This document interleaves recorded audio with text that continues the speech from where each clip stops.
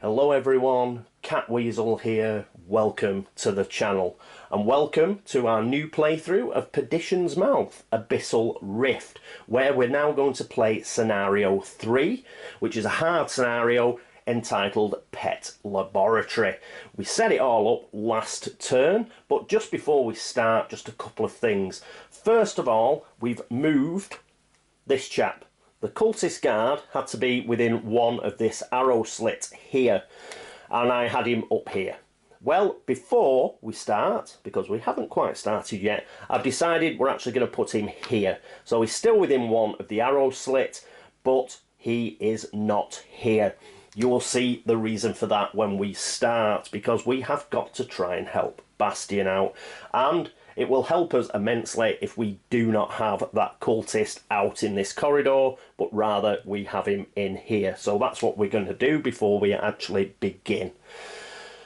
In addition to that, it's I just want to have a chat about optimal play.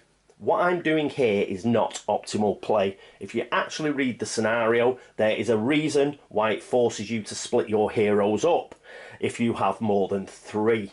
And the reason is they don't want, you know, a big mob of heroes all together just barreling through the dungeon. They want to make sure that they will split up a large group. Now, if you are going to play with more than 3, then obviously you should play with 5 or 6. Because the worst number to play with is 4. And I'm playing with 4. Why is it the worst number? Because we're just going to have one single hero stuck up here with 2 Chelines. So that is not optimal play whatsoever. The only reason I'm doing it is so we see a bit more combat. So poor old Bastion's a bit of a guinea pig. So he's definitely going to see a lot of combat. And additionally to that, with 4, I don't fancy playing 5 or 6. You know, let's walk before we run. So I'll only play 4 heroes. We'll be able to see 4 heroes, you know, takes significantly longer than playing with 3. I don't think it will, but we shall see. So we'll play with 4 heroes. We'll see a lot more combat, and let's see how it goes. I'm not that optimistic about Bastion's chances, but let's see. I have got a plan to help him out, perhaps a bit quicker than would be the case otherwise. So let's see if we can put that into operation. So let's get on with turn 1 and the hero phase.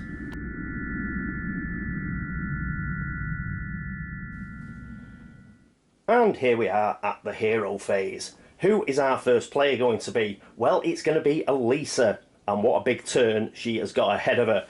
So let's go to the Stone of Destiny. And what Elisa is going to do is, she's got 5 action points in a pool. She's going to spend 2 to go onto the sprint tab. So she can move, and she will also gain a response card. But first of all, what cards are we going to commit? Well, we're going to commit a shed load is the answer. The first card is going to be good old teleportation. You might have guessed that. After all, we do have a massive nest in the way. So she's going to play teleportation. She's also going to play ghostly helper, helping hand, and smiting fist. So we get an extra 6 action points there, plus a response card. They all have movement symbols on, so we're fine. We can play all these, plus teleportation. Excellent. But as it is, we've only spent 2 to get onto the sprint tab. So we've got 3 left. So out of those 3 that we've got left, we spend 1 to get here and 2 to get there. Then we will use teleportation, and it's up to 4 spaces. So we'll go 1, 2, 3 to get right next to the door. Now, we've still got a single action point left from our pool at the beginning. We will use that to open this door. The door is not locked, so we can open it. Then, let's get rid of teleportation. We have used it up for this scenario. Then we're going to use Ghostly Helper for 3. 1, 2, 3. Then we're going to use Helping Hand for 2. 1, 2. Then we're going to use Smiting Fist for the first action point there, 1. So, isn't that nice? So, there we are. We're within 1 of this particular lever. Let's draw the response card. So, here we are, and we get +4. Yes, yes. We've got +4. So, we're going to use one of those to throw the lever, which will open this portcullis. I love it when a plan comes together. We've got 3 left, so she's going to go 1, 2, 3. So she's heading back this way, and hopefully she will be able to help Bastion out up here. So these 3 cards get discarded, and so does this +4. Worked in our favour. So let's discard that up here. So fantastic. The first part of our plan is working really, really well. Who is going to go next? Next up is Alathabal. So what's Alathabal going to do? Let's get to the Stone of Destiny. She's going to spend 2 of her 4 action points to get onto the Charge tab. That leaves her 2 action points left. She's going to use 1 to get on the board. She's going to use the second one to move right next to the nest. Then we're going to play some cards for the combat part of the spoke. And we are going to play Grease. So it's an all symbol card, so we're going to use it for combat. So that is 3. She's already got a combat of 2, I believe. Yes, she's got a combat of 2. So that is a combat of 5. She's going to attack the nest, which has got a defence of 2. So we need less than a +3. So hopefully, as you know, there are a lot more +3s, +4s and +5s in here now. But hopefully we should be okay. So let's see what we've got. We are okay, it's a +1. So foo. Foo, man. And that means we actually get to put a wound on this guy. Woohoo! So the nest has got a wound on it. We will discard Grease. Grease is the word. So let's get rid of that. And that is the end of Alathabal's go. I tell you what I forgot to do. I forgot to turn Elisa in. And let's turn Alathabal in. Those 2 have gone. Right, who is after Alathabal? And next up, I think we will have Simmer. So Simmer's going to come. He's going to be next up. So where are we going to move the marker on the Stone of Destiny? I think... How many action points? Oh, we've got 7 action points. Yes, that's it. That's why I put Simmer down here. Because he's going to spend 1, 2, 3, 4, 5 of them to go onto the Charge tab as well. He's got 2 left. He's going to spend 1 to come on here. And that is the end of his movement. So he's got 1 action point over, but it doesn't matter. Now he's going to attack the nest. How's he going to do that? I hear you cry. He's not got line of sight. Alathabal's in the way. Well, we're alright. If you remember, we pulled this beautiful card out right at the beginning for Simmer. It's called Divine Intervention. It's a combat card. Smite your enemy. Your attack's range becomes 1 to 3 range. So that's 2 range, so we're fine. It gains +3 combat and does not require line of sight. It's just like a bolt from the blue, baby. And we're going to hit that. So what's Simmer's combat? It's 2. 2 + 3 is 5, so it's exactly the same as Alathabal's attack. The nest will need a +3 or better. And it gets another +1. Fantastic. Fantastic. So let's get another wound. There we go. So that's 2 wounds on this guy. It's only got 1 health left. Let's get rid of this and let's spin that around. Simmer has gone. So we are motoring along. As you can see, it's really important to sort your tactics out before you begin.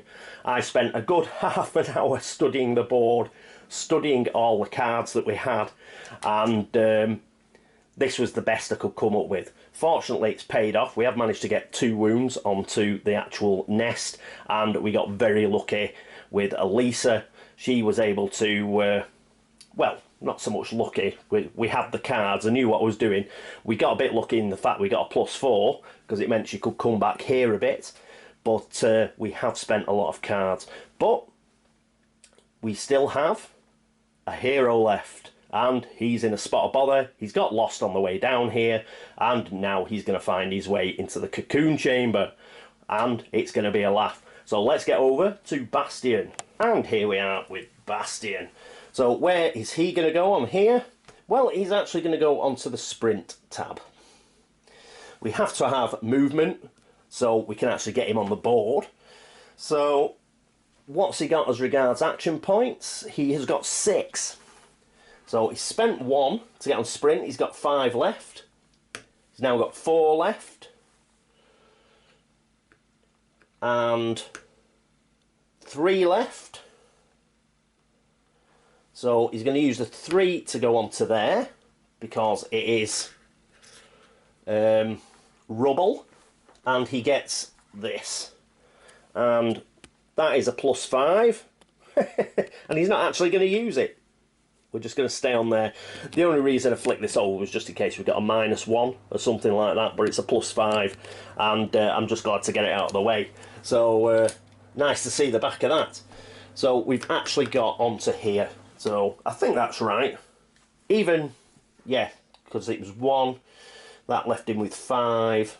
1, 2, 3, 4, 5. Yeah. So he's on there. Good stuff.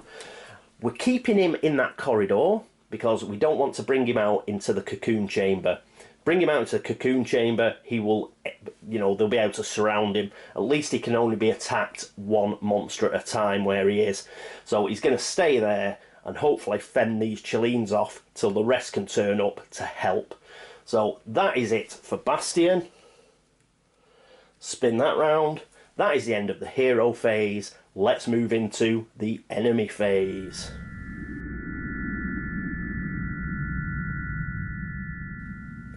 And here we are at the enemy phase, and we've got to draw a response card. I hope the +5s didn't stick together. +3, that's bad enough. Right, so we've got a +3. So let's move one of the beads round. That's 1, 2, 3. We're going to get an attack, a spawn, and a move. Now, the good thing is, when we move it on to attack, I don't think anything's in range. What's the range for a Chilean? A Chilean is a range of 2. So 1, 2, yeah, it's not enough. So none of these can attack. None of those guys can attack. That can't attack. Brilliant. Spawn. We are at a threat level of 2. We are going to spawn 2 monsters out of the primary pool. So we've got 2 bone worms, a summoner, and another guard. We're going to spawn the bone worms. So we're going to spawn 1 here. I think Elisa will be able to deal with that, no problem. I don't want a load of insectoids in here. Let's try and keep the numbers down. So it's got a spawn adjacent. So there we go. Good stuff. So that is the spawn. We've spawned 2 insectoids, both bone worms. Let's move this round to the final spoke, and we have movement. So first of all, we've got bone worms. So let's all move these a single. 1, 1, and 1. Then these guys are going to start coming down here. And we've got bone worm here, so that's going to move up 1. Got a bone worm here, that's going to move across here.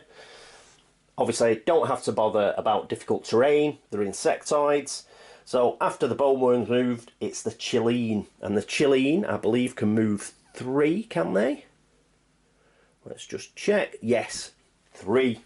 So this guy's going to go first, so let's spin him round. And he's going to go 1, 2, 3, and he's going to get right in Bastion's face. So get your shield up, Bastion, that's more like it. This chap, so he's going to go 1, 2, 3, and he's going to get right behind his buddy. So there we go, they are lining up to take Bastion on. That is the end of the enemy phase, so let's discard that. So already we've had a lot more movement. We've seen the insectoids. Oh, I tell you what we forgot. We forgot this guy, haven't we? So he's going to move. So he's going to go 1, and he's going to have to stop here. He's allowed 1 movement onto these, but he cannot move any further, so he is going to stop there. There's no use in firing through here. He's got the idea that she's running off that way, so he's not going to be able to hit her from here. So no use using the arrow slit, he's going to come round this way. But fortunately, even next turn, if we get to move next turn, he can still only move 1, because we've got yet another difficult terrain here. So we should have a bit of time for him coming round here. Now you can see why I put him in here. Once I had a look at the board, figured out what I was going to do, it was much better to put him in here, because he's going to struggle to get round here in time. And hopefully, by the time he does get round here, Elisa will have picked up her dagger, which we currently don't have. I hope we get it a lot quicker than we did in the last scenario. But anyway, that is it for the enemy phase. Let's do another turn, and that means another hero phase.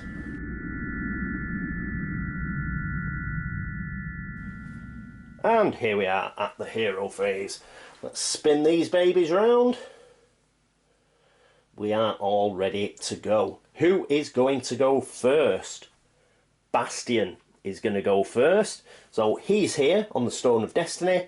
He is going to spend 1 of his 6 action points to go on to defend. We are trying to buy ourselves some time.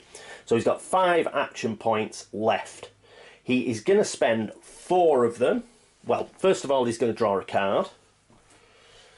So Bastion is going to draw... Ooh, Shield War, a defence. Play this card when you take the defend action. Until the start of your next turn, any hero within 1 range of you counts as defending.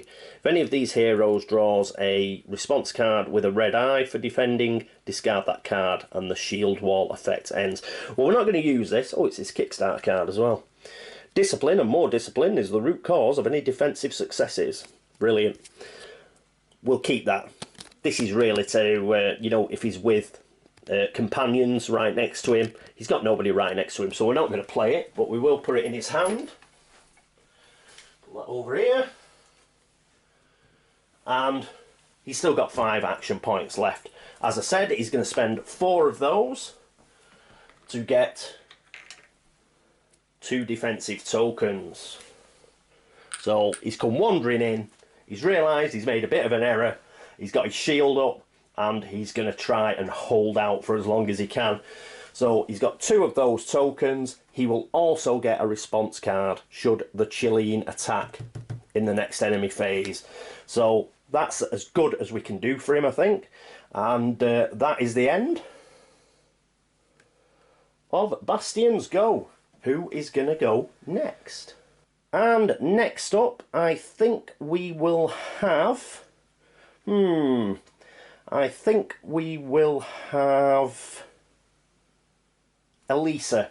Elisa is going to go next. She is also going to spend a single action point and go onto the defend tab. She is going to draw a card because she's only got a couple left. She's already spent loads. She's still got quite a few left. So what's she got? Fireball. I'd still have preferred the dagger, but Fireball's pretty cool. In fact, if we can get round here, that'd be excellent to shove in there. There's a lot of things that can be killed in there. Cast a flaming spell. Your attack becomes an area attack with +3 damage against 1 figure in range and each other figure within 1 range of it. This also attacks heroes as well as enemies. I've always been a very visual person and a keen observer. Woo! So she's got Fireball. Boom! And she's got 4 action points left, so exactly the same as Bastion. She is going to get herself 2 of these defend tokens, so we'll put those up there, out of the way. And she will also be able to draw a response card should she be attacked.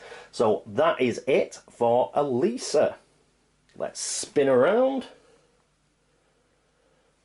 Who is going to go next? And next up is Alathabal. Let's see if she can finish this off. So she is going to move on the Stone of Destiny. She's going to spend 2 action points to get to Bash. So normally you'd bash and follow. She's not going to be able to do that because I don't think nests move. I think they are stuck. So any other sort of like insectoid or cultist, you'd be able to push it, but I don't think you can push nests. Let me know if that's wrong, but I think these guys, because they don't have any movement, you can't actually push them anywhere. So combat, we've got a combat of 2. Are we going to play any cards? We will get a response card. So I'll just check the actual bash in the rulebook. Won't be a second. Hello, I'm back. I've looked that up and it doesn't really say. I don't think the nest will move, but hopefully we'll kill it anyway and it'll be moot. So we're going to bash. So it's got a combat of 2. Are we going to add any cards? I rather think we are. Let's add... ooh, yes, we might have to add quite a few, I think. Oh no, we'll just add gasoline. Yeah, we'll add gasoline. So that is going to give her 4, but we are, of course, going to get the card. We're going to get the response card, so that's going to help. Well, hopefully. +2. So we've got 4 plus the 2 she's already got. That's 6. 6 against a defence of 2. We're going to pull a card for the nest. And it's another +1. That's great. I don't want too many +1s. I prefer to keep those for the enemies to pull later on. But we get rid of those. But that's it. That is the final wound. We have got rid of the nest, so even if we'd shoved it back. But let us know, and obviously Alathabal would have had to have moved up, but I don't think that nests can be moved. I'm not sure, but let me know on that one. So that goes into the dead pool. The wounds go back in the box, and gasoline goes in the discard pile. Preferably Alathabal's discard pile and not Elisa's. Right, so we've killed that. That also means we've got to put the threat track up 1. So we'll move it round 1. Fortunately, we're still on 2. Okay, so we've destroyed our first nest. Well done, that woman. So we'll spin that round. And next up, well, it's going to have to be Simmer. And here we are with Simmer. Now, there's not a great deal Simmer can do, because obviously we've got our friend here in the way. If she was able to move up, I mean, we'd only be able to move 1 space anyway, so that's neither here nor there. So what we'll have her do is we'll have her use 1 of her action points just to go on to rest. Again, not much point in doing it, but she had spent, obviously, Divine Intervention. So what we'll do now is we will shuffle that back in because she's resting. I will drop a card on the floor. Then I will pick it up and continue shuffling. So there we go. We'll give it a quick cut. And we can obviously draw up to our hand size. So she gets to draw an extra card. And she gets Prayers, which is a reaction. Play before drawing any response cards. Treat that response card as a 0. Ooh. But we've got to do it before a response card is drawn. This cannot affect the response card drawn at the beginning of the enemy phase. Right, so we can't use it for that. But if you've got somebody like Bastion and he's on his last legs, then perhaps this might be a good card to use to try and stop him getting a, say, a final killing blow or something like that. This place is remote, but sit. The grass is green here. What have we to eat? He's a bit of a star, isn't he, Sim? He's a bit of a star, the lad. Right. So he has rested, and that is it for his go. So let's spin him around. And that is it for the hero phase.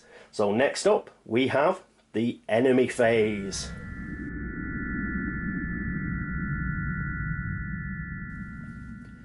And here we are at the enemy phase. So let's draw a response card. And we get a +2. Right, so move the green bead. 1, 2. We get an attack and a move. So first of all, we've got an attack. This guy can't attack. This guy can't attack. This guy can't attack. This guy can't attack. None of those guys can attack. But this guy, he can attack. He's going to attack Bastion. But we do have 2 defense tokens, which will give Bastion +2. Just a quick thing about defense tokens. Bastion's going to be attacked twice by the Chileen. Those tokens will count against both attacks. If he was being attacked by 2 Chileens and was getting attacked 4 times, they would count 4 times. So you don't sort of take them off for each attack. That +2 on his defense is going to stay for each attack. So the Chileen's attack is, it's nasty I think, yes it's a 4.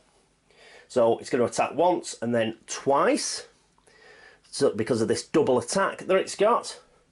So 4, what's Bastion's defense? Bastion's defense is 4, +2 is 6, and is he going to play a card? Let's have a look at his hand.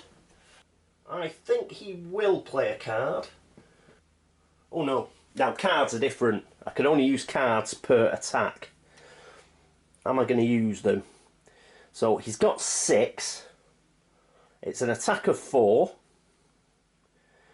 So, and he's going to get, yeah, he's going to get his response card, isn't he? So, yeah, it should be fine. We're not going to play any cards. So, let's see what extra for the first attack. Oh, let's get rid of that. So it's 6 versus 4. And we will get a response card. Response card for the attack is +3. Dun, dun, dun. But we will get a response card. So let's get a response card. And this is for the defense.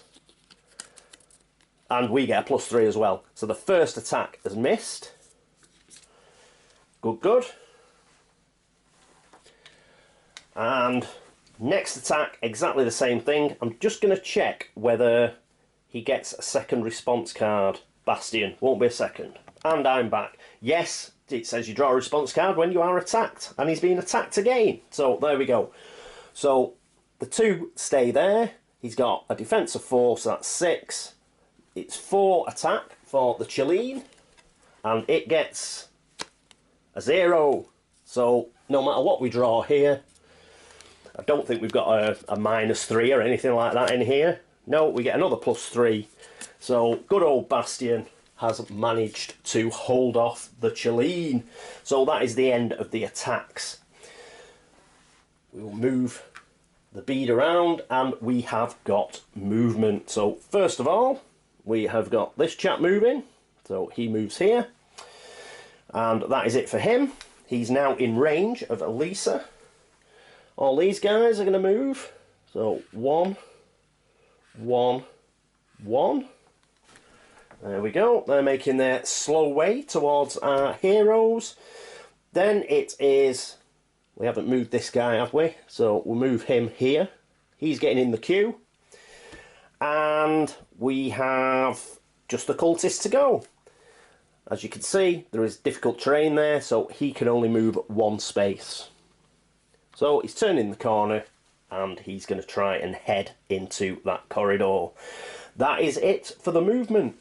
That is it for the enemy phase. And that is it for this episode of Perdition's Mouth, Abyssal Rift. So already we're getting really into it. We've got attacks, we've got Chileens, we've got insectoids all over the shop, and we have managed to kill a nest. That's put the threat level up, but at least now these guys can hopefully get up here, get through this open portcullis and help out Bastion, because we are going to have to be very, very quick. If we can kill these Chelines, this bone worm and this bone worm, then perhaps we will have a chance to go this way and perhaps bash through that portcullis and then get out. I think that's what we're going to have to try and do. But we've made some good progress. I think with Elisa, you know, we used a lot of cards and teleport, but I think getting over there to throw that lever, that was a brilliant idea, even if I do say so myself, and I think it's given Bastion a chance. Hopefully he will still be able to hold out. He won't be able to defend next turn, he won't have those defensive tokens next turn, but perhaps he can go on the attack a little, so and start putting a hurt in on that Cheline. But I have a feeling he's going to be taking a few wounds. It's a good job he has that healing potion. Okay, anyway, I've waited on enough. So that is it for the episode, and I hope you will join me next time. Thank you so much for all the subscriptions, thanks so much for all the likes, for all the views, and thank you so much for watching. And, of course, if you've noticed any errors whatsoever, please let me know and I will try and fix them for next turn. Additionally, anybody else who's been across the board game links to upvote the site, thank you very much, it is much appreciated. And also, of course, thanks to everybody at BGG who's been nice enough to either like the videos or comment on them. It is much appreciated, as I say, so thank you very much for that. But it's the end of episode 1. I hope you join me for episode 2, but until then, this is me, Catweazle, signing off. Toodaloo.